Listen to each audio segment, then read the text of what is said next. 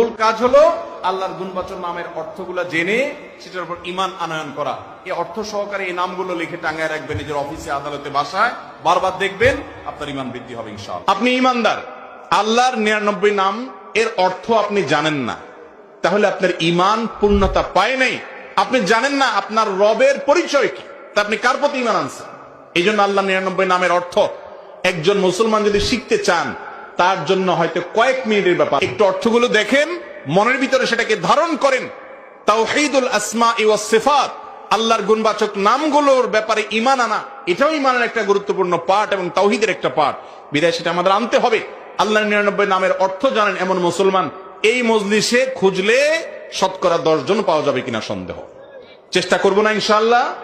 আল্লাহর 99 নাম এর অর্থ বাংলা, ইংরেজিতে যেই ভাষায় আপনি পারেন বিশেষ করে অথেন্টিক সোর্স থেকে জানার চেষ্টা করবেন এবং নামের অর্থগুলো জানবেন। জানার পরে বিশ্বাস করবেন আমার রব কাদির, সবকিছু সক্ষম, আমি ঈমান আনলাম। মূল কাজ হলো আল্লাহর গুণবাচক নামের অর্থগুলো জেনে সেটার উপর ঈমান আনয়ন করা। এই অর্থ সহকারে এই নামগুলো লিখে টাঙ্গায় রাখবেন নিজের অফিসে, আদালতে, বাসায়, বারবার দেখবেন, আপনার ঈমান বৃদ্ধি হবে ইনশাআল্লাহ।